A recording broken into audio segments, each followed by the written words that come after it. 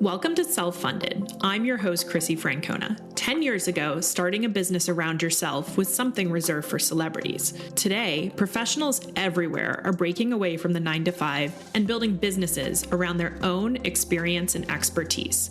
On this show, we'll explore what it really means to be self-funded, the movement of professionals carving their own path, creating cash-flowing businesses, and building lasting impact without waiting for permission. I'll share my own journey and talk with others who are rethinking what's possible when you take your career into your own hands. Let's dive in. On today's episode of Self-Funded, we have a very special interview with my friend and chosen colleague, Leslie Zaikis. Leslie and I first connected in the startup scene in New York over a decade ago. At the time, I was running an early stage startup and she was doing marketing at a bunch of similar stage companies around the city. She was a great thought partner to me and just someone whose perspective and expertise I greatly valued. So a year ago, when I was starting the long game, I reached out to Leslie. I was looking for a thought partner, someone who could take a lot of what I had in my head and make sense of it. Leslie was also someone who understood what I was trying to do, as she'd been operating as an independent professional for a decade at that point. So it was a great full circle moment to have her on the podcast. Today's interview covers a lot of topics. You'll hear about her journey as an independent consultant, how she figured out marketing was the niche for her, and you'll hear how she's turned full-time opportunities into project opportunities that fit her skill set, what the company needs, and her desire for flexibility. So without further ado, let's get into it.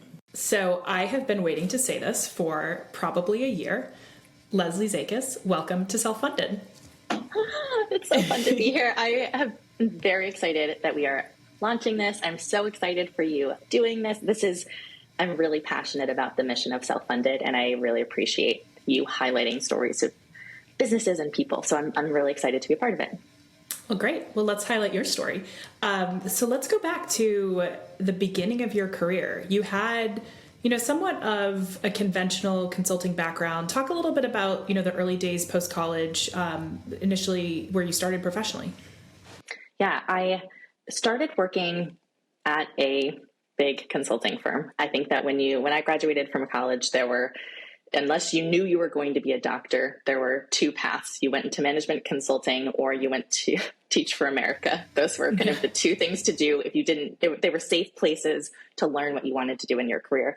And so I went to go work for a large, very well-respected consulting firm and very quickly got very bored. I found that it actually wasn't as fast-paced as I thought it would be. I was on projects for a lot longer than I thought I would be. I thought I would be doing something different every few weeks, and that just wasn't quite the pace of it. I just ended up getting bored. And one thing that was also really challenging about it as well is I didn't have any advocates. I think that I worked really hard, and I kind of expected that someone would come tap me on my shoulder and say, "You're doing an awesome job. You're going to get promoted," or "You're doing such a great job. I'm ready to give you a raise." And that just didn't happen. And after I kind of realized that, I ended up looking for something different, looking for a different challenge. And I ended up getting connected with a startup that was very new. I became the first employee of this startup, and took a big career leap to leave, move to a new city, and work for the startup. And it was an amazing experience. The company raised several $1 million. I hired 38 employees in 6 months. Wow. It was a rocket ship experience. And then, as some rocket ships do, it also crashed and burned. And so I learned so much, and it was such a great experience. And also there were a lot of hard things that happened when you're growing that fast, and some of the decisions that were made and some of the things that happened at the company. And after kind of two failed experiences of something that I thought was going to be amazing, not actually being what I thought it was going to be and not getting me where I wanted to be in my career, I really took a step back. And so I took some time to explore different cities, stayed with friends, dabbled in jobs. And one thing that happened all the time is I would go out to coffee with people who were starting companies, and I would tell them all of the things they shouldn't do, all of the ways they shouldn't spend money. And because you experienced it firsthand. Because I experienced it. I experienced that pain. And that is how I ended up falling into my first consulting clients, which I started doing temporarily. And 13 years later, I'm still working as marketing consultant, helping businesses that are starting and helping them not spend money in the wrong ways and be smart about how they grow. Wow. That's a pretty cool jump that you took. And then, sometimes I feel like we sort of take a step into it somewhat with some intent, but also unintentionally, and sort of listen to the feedback. So it sounds like you were really in this period of just getting feedback. Tell me a little bit more about even that coffee chat journey. Like, what were you seeking in those conversations? Yeah, I spent a lot of time in San Francisco trying to see if I was going to find the next Silicon Valley unicorn. And a lot of the conversations that I had, I feel like in some ways is very relevant to self-funded. They were talking about investors and they were talking about raising money. And something that I felt really passionate about is the best way to raise money and the best person to raise money from is your customers first. Mm-hmm. You need to have somebody paying for your product, and you need to make money from your customer before it makes sense for you to actually get some institutional investment. And there was just such a hyper fixation on fundraising as a metric of success. And I was part of a company that did incredibly well from a fundraising perspective, and we couldn't figure out how to make money from our customers. And was really challenging. And we tried every way possible to make that happen, and it just didn't happen. And so in a lot of the conversations, I would talk about creating a pilot or creative ways that you can make money, or just ways that you could, while you were figuring out how to convince investors to join your company, how could you get customers to first invest in you? And so that's where a lot of those coffee chats started. A funny story about one of my first clients, though, when I was at that startup, I had sent a lot of emails pitching partnerships and pitching business development opportunities. And months later, I received an email back from someone saying, "I'm so sorry, this email inbox never gets checked, but I definitely would be interested in having a conversation." And I followed up and said, "Well, that opportunity is really not available anymore, but I'm happy to talk to you." And I also noticed, and the person had a note in their bio saying that they were writing a book and that they were the founder of a company. And I happened to have expertise in both of those things, and said, "I don't have anything else better to do. I'd love to go out to coffee." And that was a 4-hour coffee and turned into one of my first clients. I've since worked with her at 3 other companies. So it started with a cold email outreach, but that turned into a leap of faith, actually going out to coffee with someone. Wow, that's incredible. And I feel like part of it was that you weren't even seeking, like you weren't even pitching yourself at the time. You were pitching the company that you were with for a partnership with her. Is that right? Yeah. And so in some ways, yeah. So in some ways it was just a really low risk situation for her. Like it wasn't like this desperate person who was trying to get a job so much as someone who had a clear expertise and also just noticed the details of what she was looking for and kind of anticipated some of her needs. I think one of the things that I know I was stressed about, and I think a lot of people do have anxiety about when they start working for themselves, is selling, is being salesy. And my way around it has really been to ask a lot of questions. So instead of coming into a meeting and saying, "This is who I am, this is who I offer," I usually come into a meeting, and mostly because I'm genuinely interested, ask a lot of questions about them, ask about their business, ask about their pain points. And then once I have that background, and once we have worked together in the sandbox to figure out how to solve that, I can do a much better job matching my experience and skill sets with the problem that they have. The concept is called solution selling, which I didn't know. Really, the only reason I did it is because I was insecure about, what do I offer and what can I do for you? But through that conversation, which it's always really interesting to problem solve someone else's business. And then through the conversation, I would realize, oh, actually, that's something you really need to do. It doesn't seem like you know how to do that, but I've done that before. I could definitely scope that and help you with that. So that ended up being what happened in a lot of those initial coffee chats, and has continued to happen over the past decade plus on how I've gotten clients. I feel like what you're also describing is just approaching the situation with some empathy for the person, for the company for sure, but also for the person. And I feel like I find myself in this situation where I'm introduced to someone and I start to hear not just the business problems, but some of the frustration that they're feeling as an executive or as a founder. And it sounds like your approach there is sort of meeting them where they are from a personal perspective and not necessarily leading with like your credentials or something, but just sort of building that personal relationship. Is that right?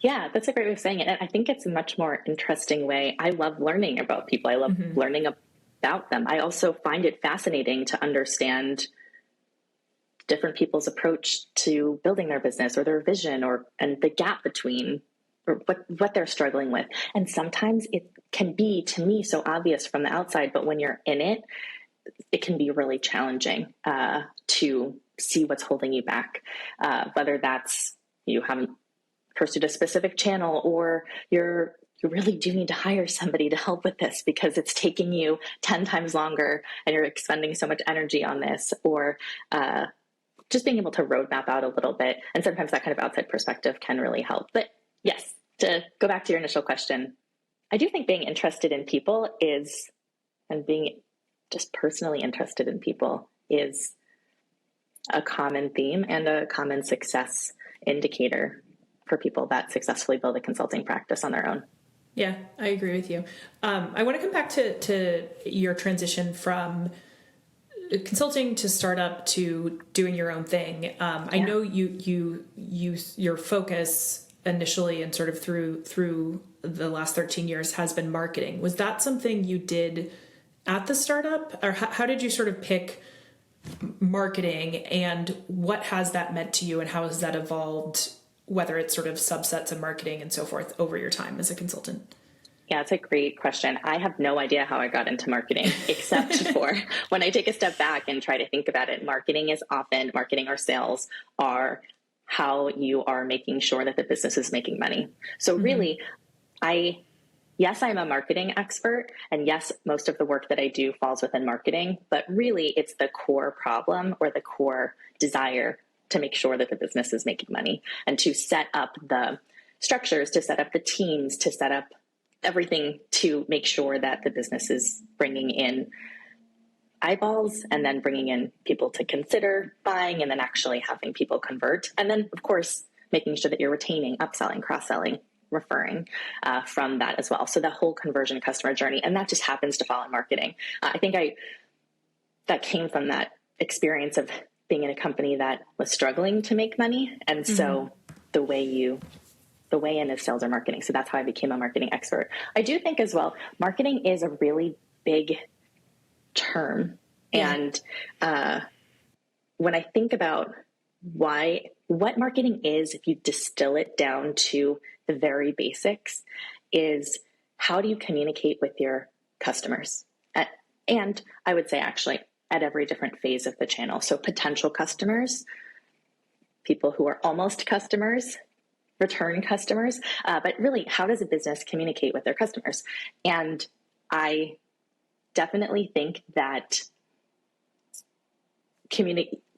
I had a lot of experiences growing up and throughout college where I was in situations where I needed to translate things or where I needed to do a good job communicating, oh, this person said this, but they actually meant this. Like bridging the gap sometimes. Yes, very much so. And that's just something that I naturally did a lot of, and that's marketing. And so it's not social media and conferences and flyers and brand. Of course it does all of those, but really at its core, what are all of those things doing? And all of those things are helping you to communicate with your customer. Yeah, and I think one of the things you do a great job of is you do play at this sort of high level where marketing to you and the work you do is very fundamental to the core success of the business. It's not the sort of very tactical, hey, I'm going to do Facebook advertising and implement that for you. Though that being said, I do feel like marketing just means so many different things to so many people. How do you manage that? And how do you think about, like, if you have a new client, like their expectations for what services you can provide and how you can help the business? It's a great question. I've talked about this a lot with Kaylin, my co-founder at the New HQ. And we talked about having an offer that's an easy way in, that's something that a company can understand, that they don't want to do themselves, and that provides bottom line value, and that being a very easy starting point to have the conversation. And I would definitely think my way in a lot of conversations within marketing is lifecycle marketing, which is really email marketing. That is something that every business owner or every business knows they should probably be sending email. They know they should probably have an email list. We've talked about it, yes. Probably should be growing that email list. And then once you have people on that email list, probably should be communicating with the people on that email list in some way. And almost every CEO, founder, business owner doesn't really want to do that. And so doesn't really know what to do as well. That can be value add. That's not annoying. And also it's very easy to show when I sent this email, this many people responded that then turned into clients, or this many people clicked a link and bought. So it's very easy to show the business, the bottom line impact on the business from that. And so that is a really easy starting point of a conversation to then be able to grow into then talking about marketing in a much bigger way. So I hope that someone answered the question of a way to start the conversation about marketing and in some ways educate or bring someone along that journey. I imagine though, it did answer my question. I do imagine though, for you, I think a lot of, you can tell me if I'm wrong, but I think a lot of your clients have certainly come through your network over the years, and you've had a lot of repeat business over the years. You get a lot of referrals. So I imagine a lot of, yes, I understand having an offer that's sort of an easy wedge in is a great place for someone to start. Do you end up doing that yourself, or do you, I feel like you're almost able to transcend that and play at a higher level just because of the work you do is so great. You've built an amazing reputation. You have this great referral network. Do you end up, how much are you actually using that wedge offer versus sort of just having a higher level kind of CEO level discusussion? So this is one of the best parts about running my business the way that I want to run my business, and being able to work in different ways and different delivery methods. I really appreciate you saying that. I do think that the place where I love to play is in a marketing partner and a strategy partner. So a lot of times that can be now referred to as a fractional chief marketing officer or fractional marketing lead.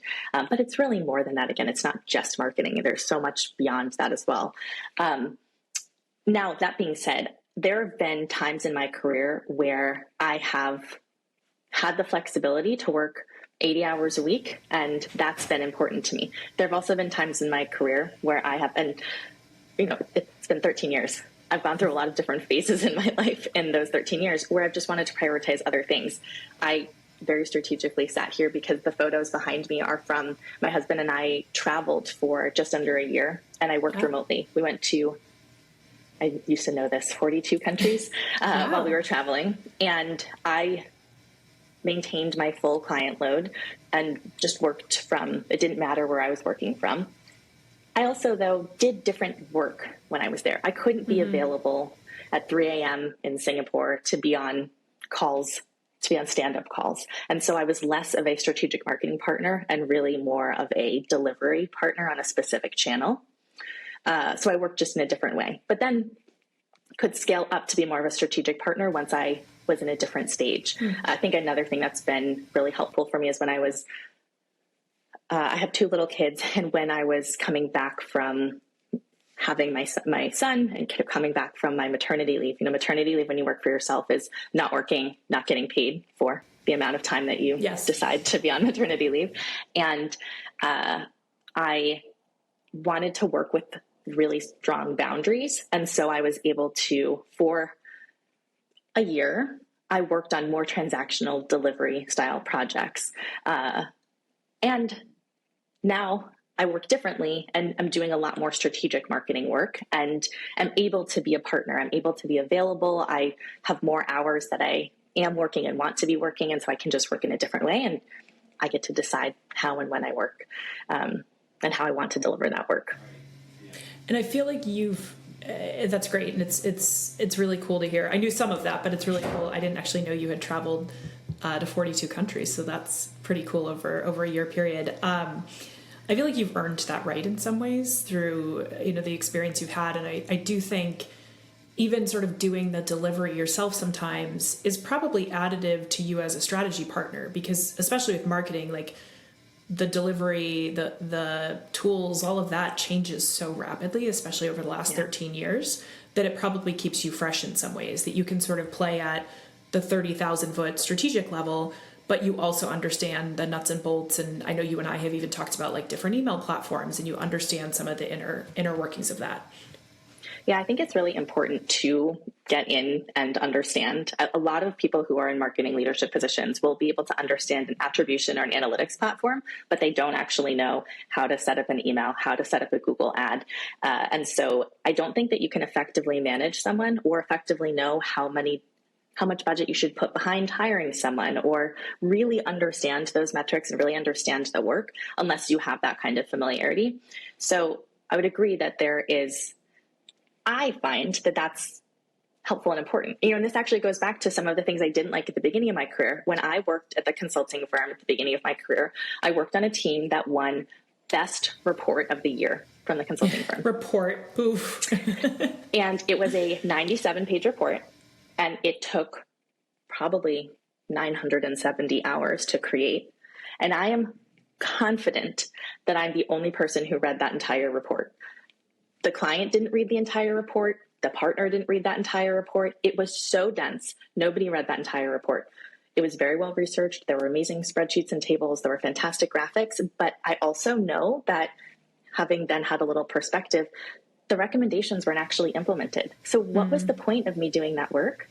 And so I really prioritize in the work that I do now, being able to work with teams where I can see the work. I don't want to just deliver something that sits on a shelf and collects dust like that report. And sure, that got an amazing accolade that if I wanted to put that on my LinkedIn profile, that would be impressive. And I'm not actually proud of that. I'm much prouder of getting to see the process changes that make a difference, the new business channel launches, podcast launches, really getting to see the strategies and recommendations that have come from a much more agile way as well, or method as well, actually come to life and actually make a difference and actually make someone's life easier, makes them more money, which is what we're here to do. Businesses make money. So I think I care more about that. Yeah, it's funny to think about.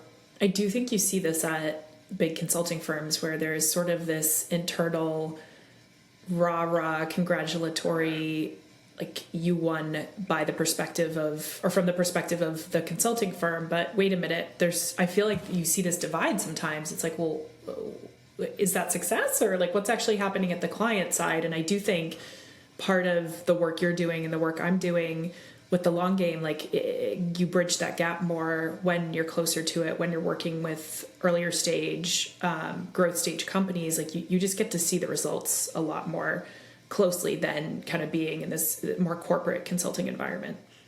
Yeah. And when you're structured to work on a project the long game has the flexibility to bring in the right people for that project. They don't have a set number of people. You don't have a set number of people that you have to employ. And so you sell whatever work or put that person on the project if they're not the right fit. And similarly, bigger companies have to sell longer term projects in order to make their business model make sense.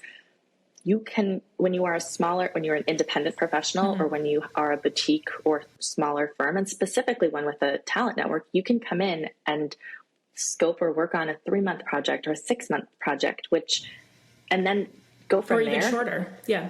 Even shorter, even 3 weeks.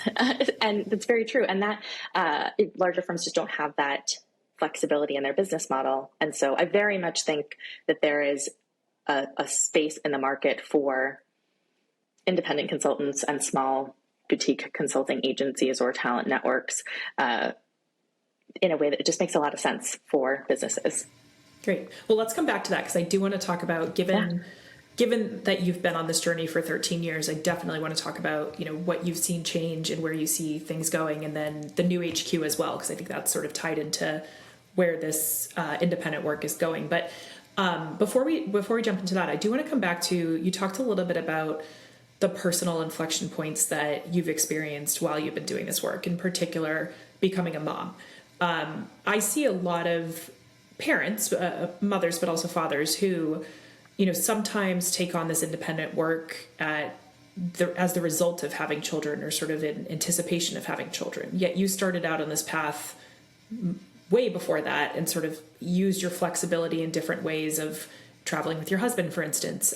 Tell me a little bit about, as you prepared to have children, how that, what you felt like you were sort of ahead on from the perspective of the flexibility you desired, and then maybe some of the downsides as well.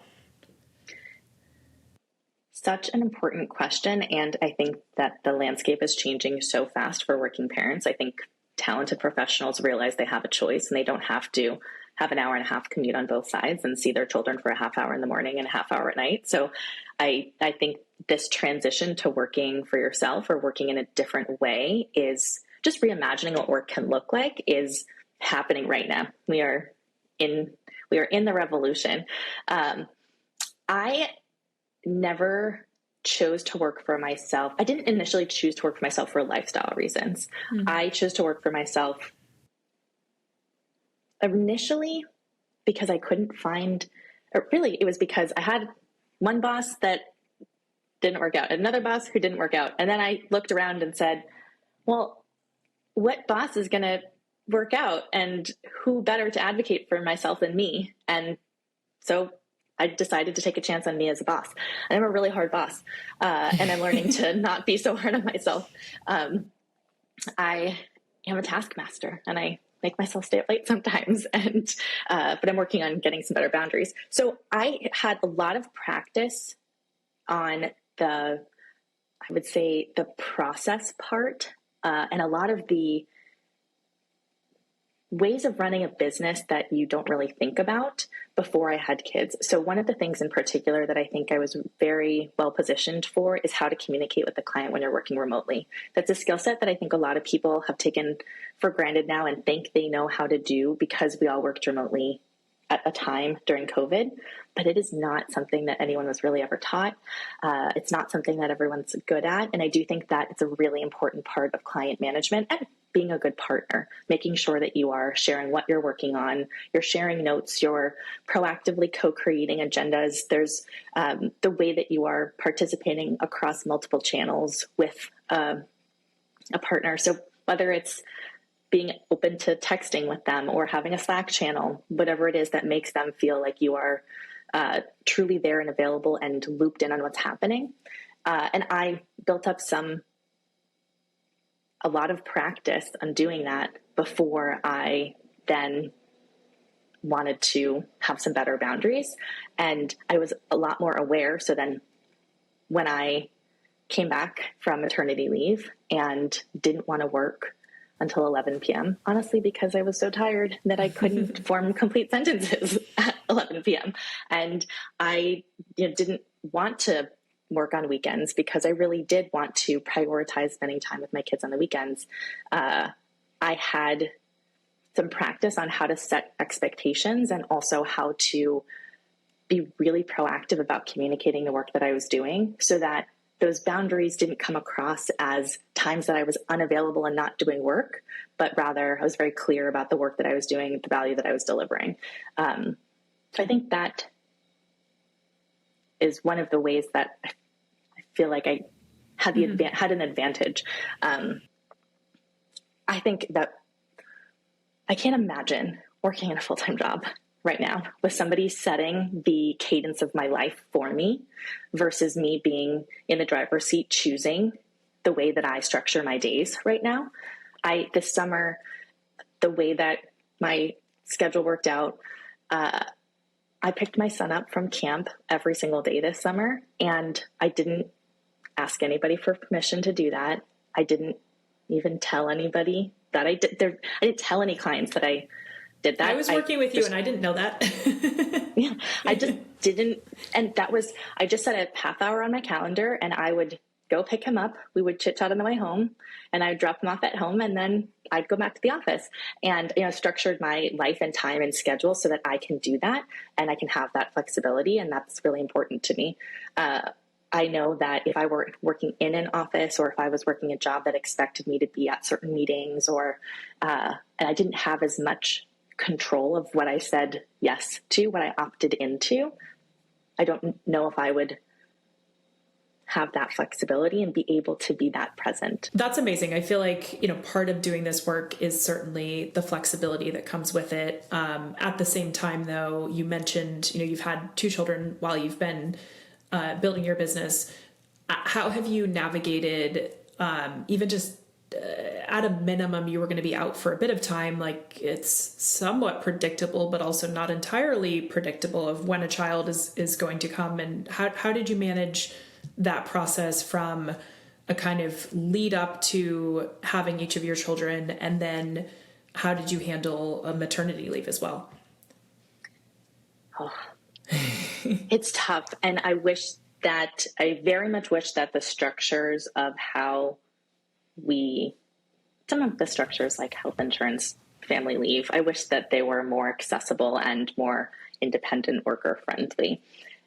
I gave a lot of notice for the clients that I was going to wind down. I think they had 3 months notice. And so that was plenty of time for me to create offboarding guides, onboard other people, whether that was specifically hiring someone or taking what I was doing and training somebody else to do it. And in some cases, I let them know that I would be unavailable for this amount of time, but then would be able to re-engage afterwards. But yeah, that's really hard. I'll just say in advance that it's really hard to slow down and to prepare for that. And how I prepared for my maternity leave, honestly, before I had any kids, I just worked a lot and saved a lot. And I have never made as much money in my career as the year before I had my son. And I have never made as little money in my career as the year after I had my daughter. And that kind of ups and downs is part of owning your business. And I also chose that. The ups and downs were just the dollars. That wasn't necessarily an indicator of anything else other than dollars. It wasn't necessarily an indicator of my happiness or health in any way. But yeah, the way that I prepared for maternity leave was I just took on a ton of clients, worked a ton, and made a lot of money so that I could feel comfortable taking a few months off and not make money. And that is unfortunate that that's the way that we have to navigate this. Yeah, and it's still stressful. I mean, even though at that point, what were you, 8 or 9 years into your business? Yeah, or 9 or 10. Yeah, 9 or 10 years into your business. I mean, you certainly had the credibility, the clients, the relationships, but it's a stressful process to have to do that. And I had plenty of opportunities to potentially have worked full time with a client, and my husband regularly, even still to this day, will tell me, remember how you turned down a 6-month paid maternity leave because of your ego? And, that is somewhat true.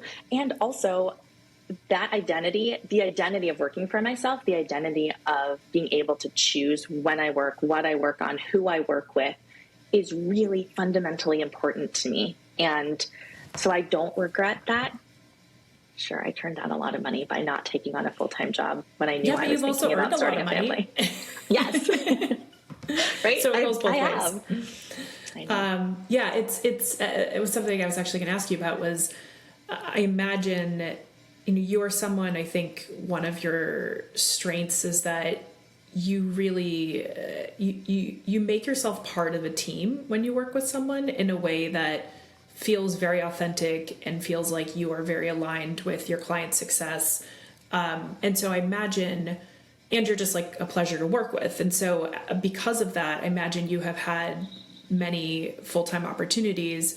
And then at the same time, I also feel like I've seen this, and I'm curious your take, that oftentimes you see a potential opportunity for project work, but the person is so dead set on having someone full time, even though it's not, it's not actually what they need. It's like they need a short term, like get them ahead, and then maybe they hire someone even more junior. How have you navigated that, whether it is the unsolicited full-time offers where you're not necessarily looking to take something full-time, or navigated the potential client, the prospect who thinks they need someone full-time and you actually realize they just really need you?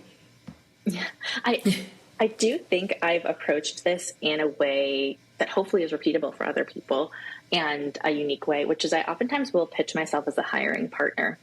If you are if you're trying to hire me full-time, you trust my expertise in some way and believe that you don't have that expertise yourself to hire someone else. And so I will offer to scope how I can be a part of an interview process to bring somebody on full-time. And instead of just being paused and not doing anything, I'll continue to hold onto the work. And I also can be responsible for creating an onboarding guide for once we actually do hire that person.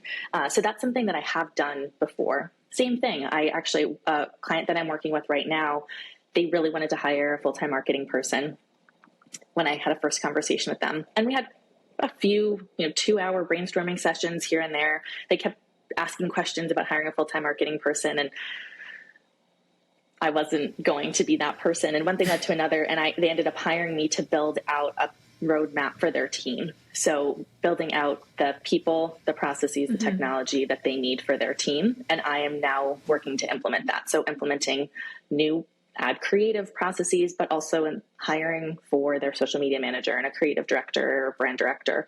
And I've mapped out, these are the people that you need to hire at that time. So much of my role is helping them build the team, just not being the full-time person to do that. And I think I'm able to maintain an outside perspective in doing that. And I am an expert. I know when I know what questions to ask to make sure that they'll be effective in that role, because I have been in so many different teams. I've seen so many different players. I think that's one of the best parts about working as a consultant, that you get to play in so many different sandboxes and you get to bring those lessons together to a client.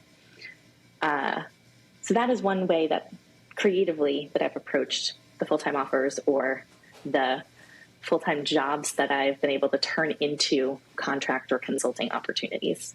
That's smart. That's smart, because ultimately you're giving them what they want, which is a full-time team, and building out that employee base that's going to get them, show up every single day and be a part of their team.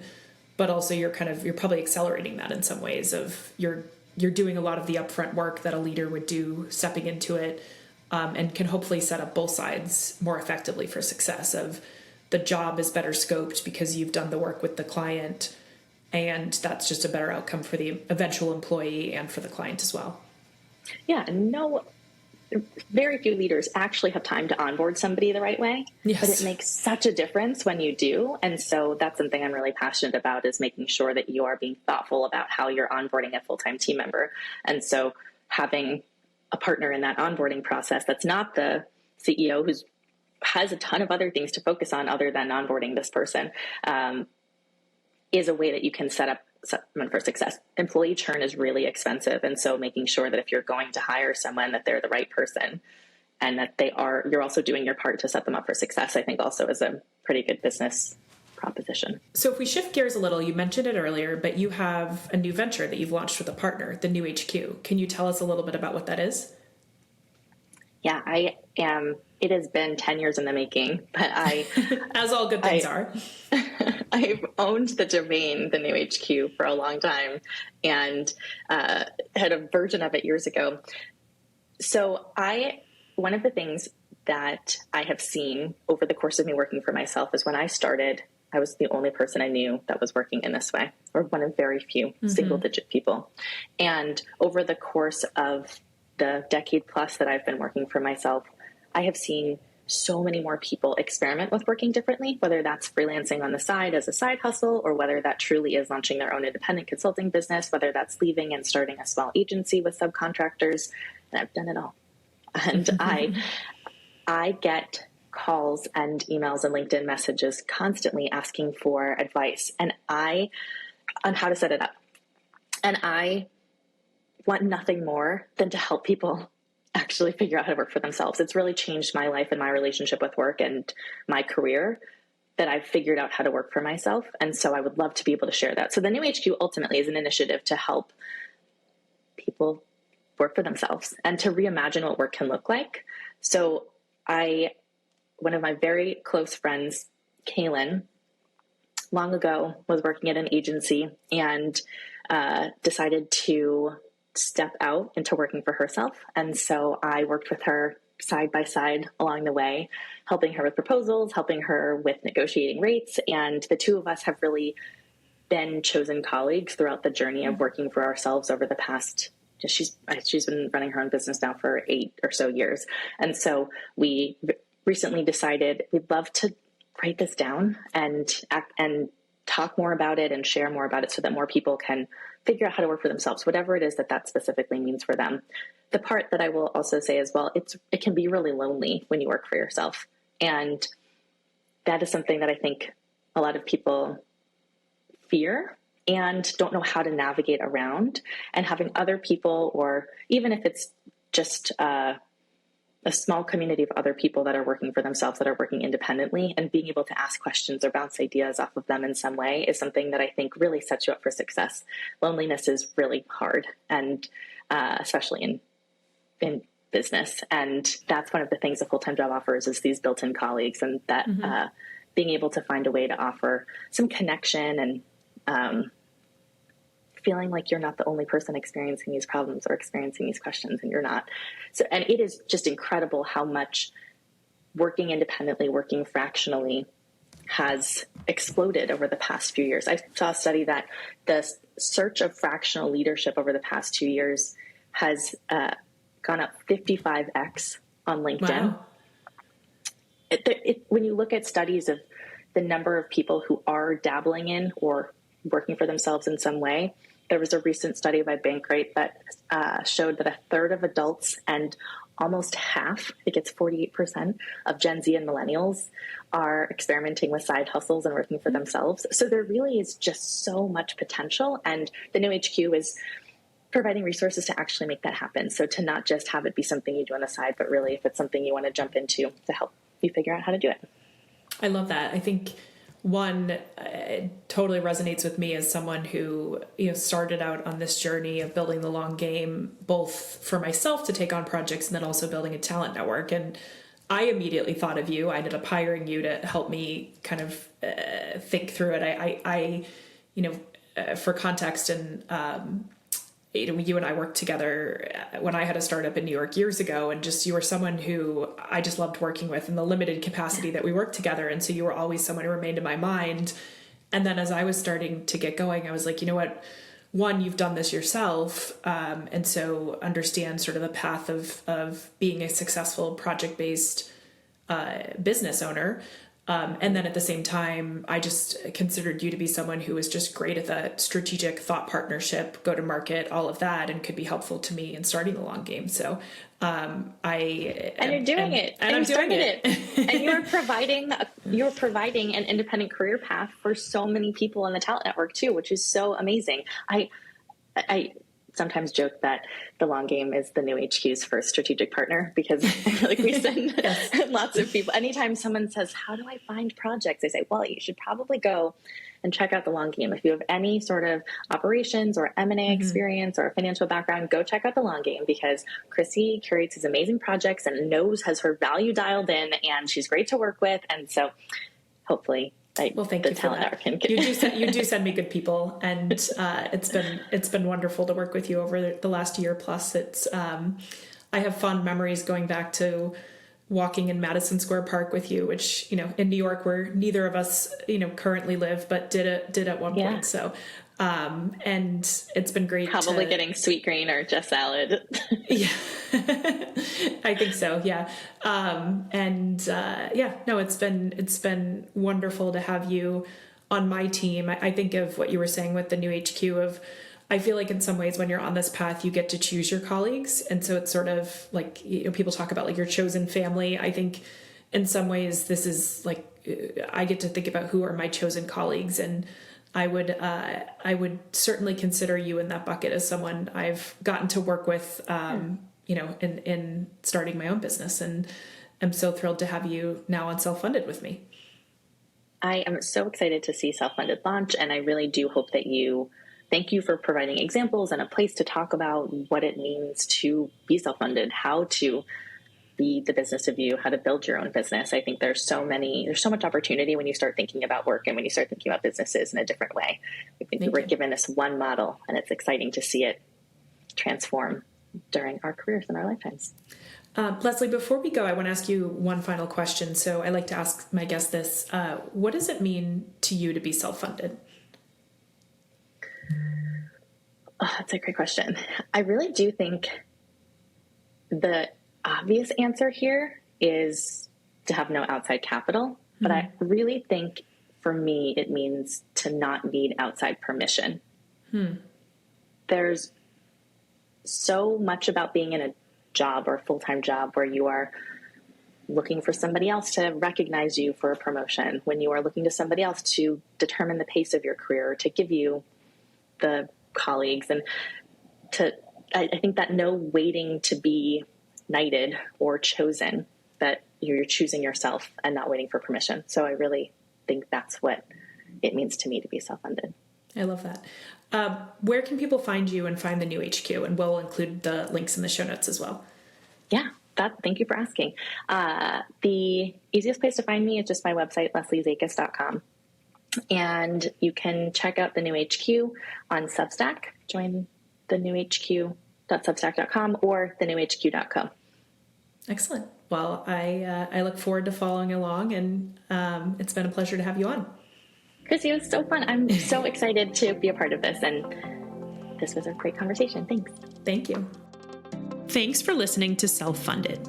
If you enjoyed today's episode, be sure to follow the show wherever you're listening so you don't miss what's coming next. I'd also love for you to leave a review and share what you're most excited about on your own self-funded journey. And if you want to go deeper, check out my Substack. You'll find the link below. Until next time, keep carving your own path.